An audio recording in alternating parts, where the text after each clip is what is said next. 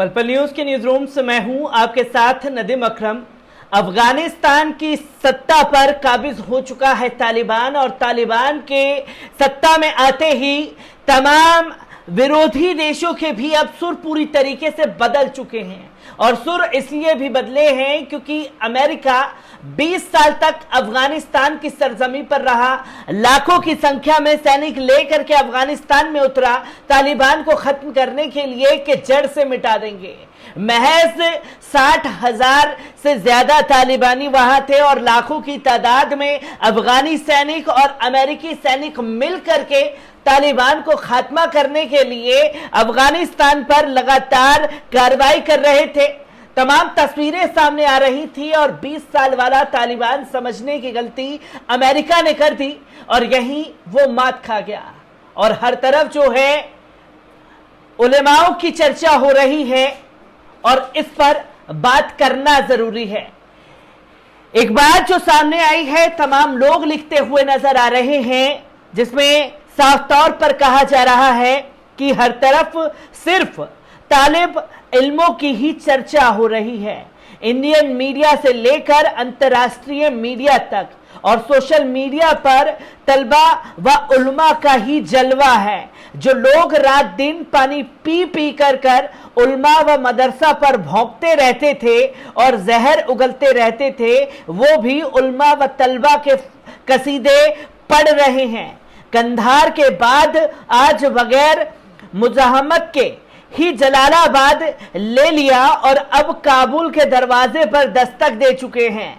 खबर तो काबुल में दाखिल होने की भी आ रही है और जब तालिब इल्मों की स्पेशल कमांडो फोर्स काबुल में end of the war final and finish करने उतरेगी, तब दुनिया देखती रह जाएगी कि ये मदरसे में तात बोरिया पर पढ़ने वाले तालिब इल्म दुनिया की बेस्ट टास्क फोर्स भी है। ये तस्वीर तालिबान की अफगानिस्तान की राजधानी काबुल से आ रही है, जहां साफ तौर पर तालिबान ने ये क्लियर कर दिया कि जो बातें फैलाई जा रही थी हम लोगों के खिलाफ, वो बेबुनियाद बातें थी और उनका जवाब लगातार सोशल मीडिया के जरिए, मीडिया के माध्यम से तालिबान ने अपने प्रवक्ता सोहेल शाहीन को छोड़ दिया था, जो खुल करके अपनी बातों को दुनिया के सामने रख रहे थे। क्योंकि हो तो ये रहा था कि एक तरफ की बातें ही बताई और सुनाई जा रही थी और जब तालिब इल्म के लोग मीडिया के जरिए सामने आए तो हर कोई हैरान रह गया और तालिबान की सच्चाई जानने के लिए मजबूर होना पड़ा। और घुटने पर लाने का काम भी खासतौर पर तालिबान के उलमाओं ने किया है, जिसमें कई सारी बातें भी निकल करके आ रही हैं और यह भी क्लियर हो चुका है कि अब अफगानिस्तान की सरजमी पर जो है मुल्ला अब्दुल गनी बरादर जो है राष्ट्रपति होंगे।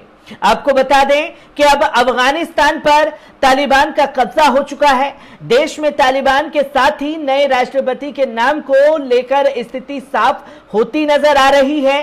कहा जा रहा है कि तालिबान के मुल्ला अब्दुल गनी बरादर को अफगानिस्तान का नया राष्ट्रपति बनाया जा सकता है। अंग्रेजी न्यूज चैनल CNN न्यूज 18 की खबर के अनुसार उसे सूत्रों ने बताया है कि तालिबान के मुल्ला अब्दुल गनी बरादर को अफगानिस्तान का नया राष्ट्रपति घोषित किए जाने की संभावना है। मुल्ला अब्दुल गनी बरादर उन 4 महत्वपूर्ण लोगों में से एक हैं जिसने 1994 में अफगानिस्तान में तालिबान आंदोलन की शुरुआत की थी। तालिबान के हाथों शांतिपूर्वक सत्ता हस्तांतरण के बाद मुल्ला अब्दुल गनी बरादर अफगानिस्तान के नए राष्ट्रपति बन सकते हैं। तालिबान ने उन्हें भावी राष्ट्रपति घोषित कर दिया है। इसी के साथ साथ ये भी जानने की जरूरत है कि वो 4 बड़े चेहरे कौन से हैं जिन्होंने तालिबान की ताकत को दुनिया के सामने दिखा दिया और सुपर पावर अमेरिका को घुटने टेकने के लिए मजबूर किया। और राष्ट्रपति अशरफ गनी जो लगातार गीदड़ भभकियां तालिबान को लेकर के देते हुए दिखाई दे रहे थे, वो भी अब फरार होने के लिए मजबूर हो गए, क्योंकि मझधार में छोड़ करके अफगानिस्तान की जनता को भाग चुके हैं। ये तस्वीरें लोगों के सामने आ चुकी हैं। जो 4 नेताओं ने संभाली तालिबान की तालिबान की कमान और फतह दिलाने तक, आखिरी सांस तक अपने लड़ रहे हैं। ज्यादातर मीडिया से दूर रहते हैं। वो 4 बड़े नामों का सामने भी आना जरूरी है क्योंकि इसके ऊपर बात नहीं की जा रही है। दुनिया की आशंका सच साबित हुई। तालिबान अफगानिस्तान की राजधानी काबुल तक पहुंच गया। अब सत्ता हथियाने के लिए अफगान से जो है लगातार टक्कर दे रहा है। तालिबान 1996 से 2001 तक अफगानिस्तान की सत्ता पर काबिज रह चुका है। तब उनके नेता मीडिया के सामने नहीं आते थे, मगर आते भी थे तो चेहरा ढका होता था। 20 साल बाद हालत बदले हैं। तालिबान के कुछ नेताओं ने असली नाम भी सामने आ रहे हैं और वो प्रवक्ताओं के जरिए अपने पैगाम या कहें फतवे भी देश और दुनिया तक पहुंचा रहे हैं। माना जा रहा है कि फिलहाल तालिबान की कमान 4 नेताओं के हाथ में है। इनमें से 2 के चेहरे अक्सर दुनिया के सामने आते रहे हैं, लेकिन बाकी 2 नेताओं की झलक अब तक सामने नहीं आई है। बहरहाल इन 4 नेताओं के बारे में कुछ जानकारियों भी हम लोगों के पास आई है, जिसमें सबसे पहले नाम आता है हिब्तुल्लाह अखुंदाजाद, जो कि सुप्रीम लीडर हैं। बता दें कि 2016 की है। अमेरिका ने जलालाबाद एयरबस से तालिबान के एक ठिकाने पर ड्रोन के जरिए मिसाइल हमला किया। इस हमले में मुल्ला मंसूर अख्तर मारा गया। इसके कई दिनों बाद खबर आई कि हिब्तुल्लाह अखुंदाजाद को तालिबान को सर्वोच्च नेता बना दिया गया है। मुल्ला मंसूर के रहते हुए हिब्तुल्लाह लो प्रोफाइल ही रहते थे। तालिबान में रहते हुए उसकी भूमिका मजहबी मामलों तक ही सीमित थी। दूसरे नेताओं की तरह उन्हें जंग की रणनीति बनाने या इन मामलों का माहिर नहीं माना जाता था। हिब्तुल्लाह कंधार के रहने वाले हैं।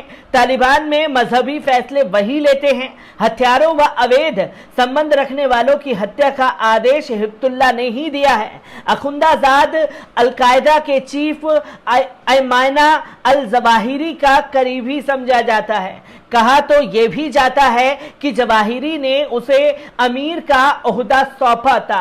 यह पदवी भी धार्मिक मामलों के फैसले पर करने वाले सर्वोच्च नेता की थी।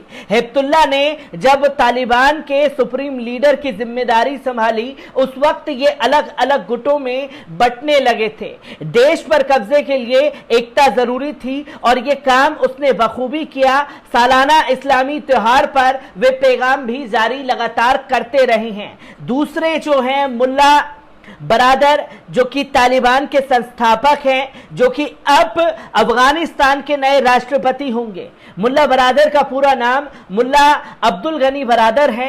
कंधार में उनकी परवरिश हुई। कंधार यानी वे जगह जहां तालिबान जैसे लड़ाका संगठन की नींव पड़ी। 1970 के दशक में जब सोवियत सेना ने मुल्क पर कब्जा किया, तब से ही वो किसी न किसी रूप में सक्रिय रहे।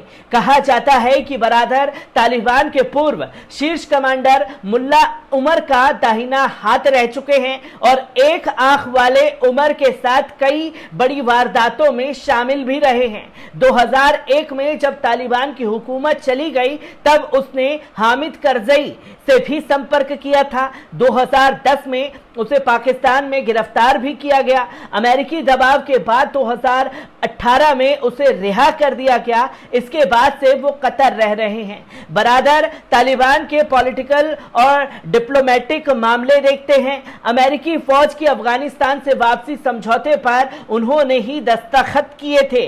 और तीसरा नाम जो आता है, जिन्होंने घुटने पर लाया अमेरिका को, सिराजुद्दीन हक्कानी। 1970 से 80 के दशक में सोवियत सेनाओं के खिलाफ गोरिल्ला हमले करने वाले जलालुद्दीन हक्कानी का बेटा है।